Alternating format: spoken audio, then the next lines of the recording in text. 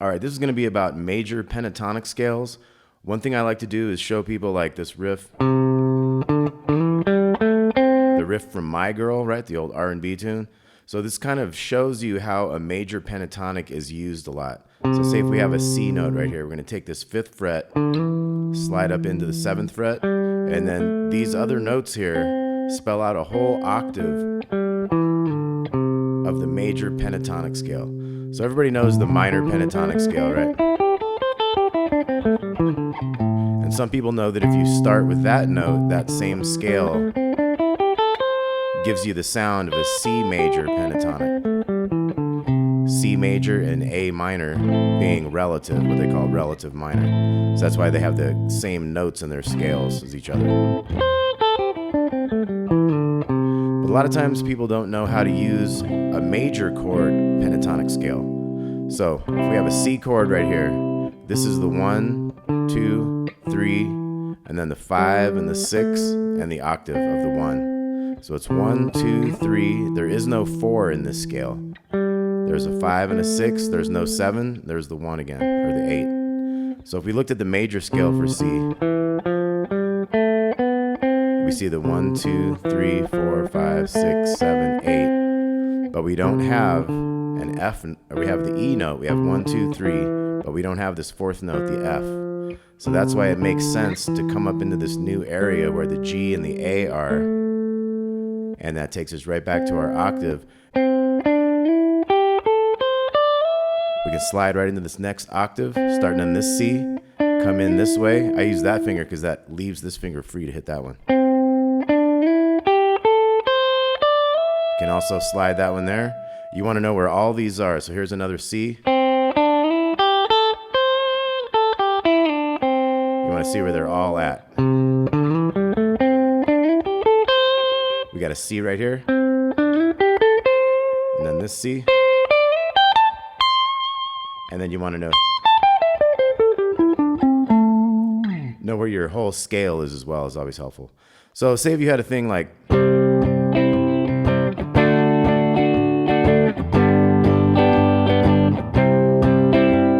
you might think, well, what kind of a fill, what kind of a riff can I do? That's not like a minor pentatonic where I can jam some blues type of thing. It's major chords, so it makes it different, right? So we got C to D,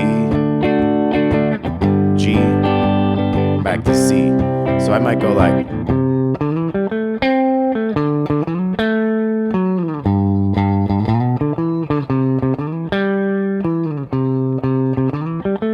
there's the D. See how I went to the D and then went into its pentatonic major scale. So then the G, back to the C.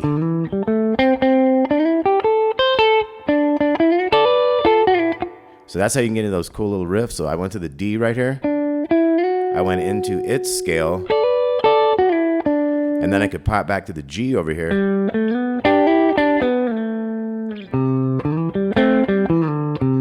Okay, so we got C. You got all those notes you can use for C. Then you got your D chord. You could also get up into, see how the scale up here. For each one of these, you have that access to that whole scale up there. Same for D. And you got G. So whatever string your bass note is on, you have a different kind of a way that it plays out. But you see down here we have the G.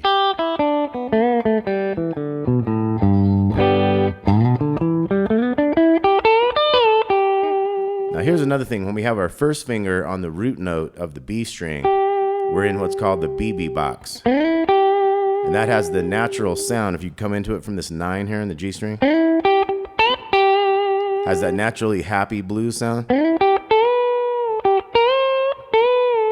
Sometimes you'll use a note from the pentatonic. So this would be like a pentatonic minor. These notes here. But if I went kind of, you can get that major scale going on. Got all kind of extra riffs.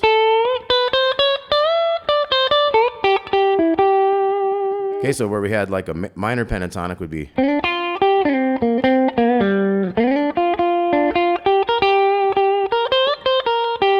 Right? You take this one.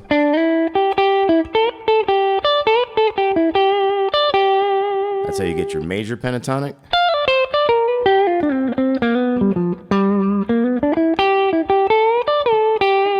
See how that's all. That was all the G major pentatonic. So once again, if we had like.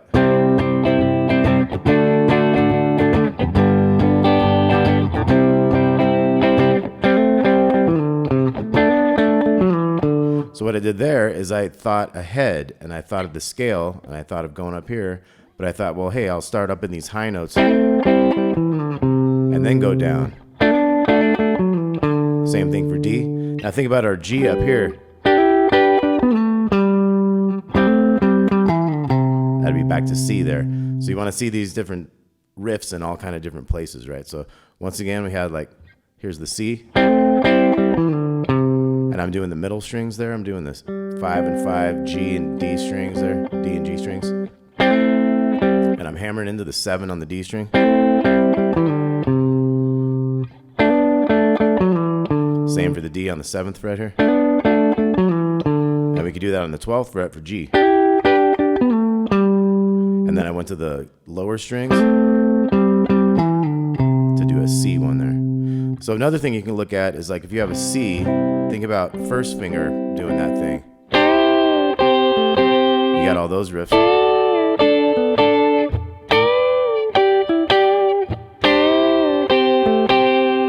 So you got these like.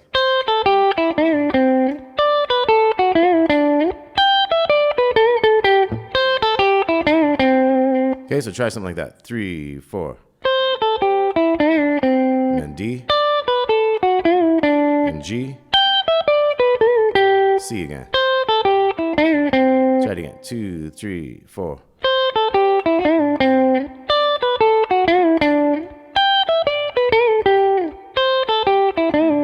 You can do something like.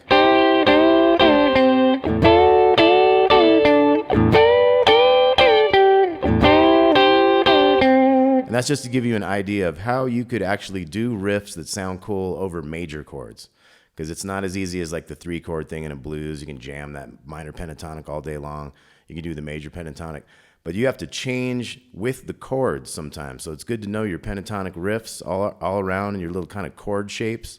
So another thing is if I think C, you know, I got this, we did that stuff. Well, think about these 2 8s down here. That'd be another way to hit that riff.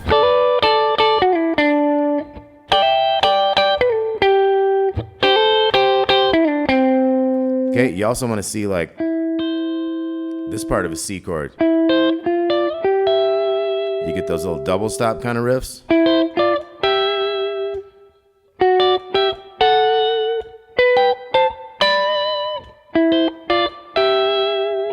Okay, so lots of fun can be had with the major pentatonics.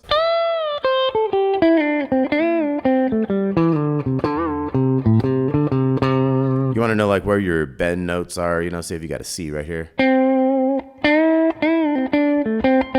can always bend the 2 into the 3 note. So that's C, D, when I bend it, it goes to E. Now this G down here, that always sounds good to bend up and down. G to the A, and then that's your C going to the D and back.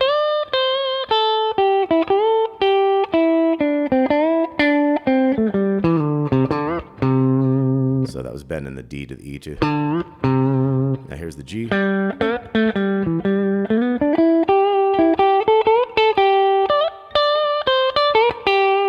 That's one of those little added riffs.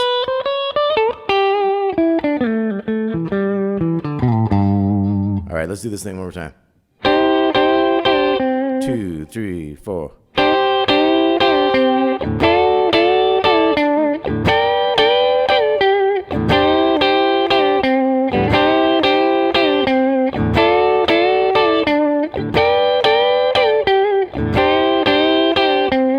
How about? Try that. 2, 3, 4.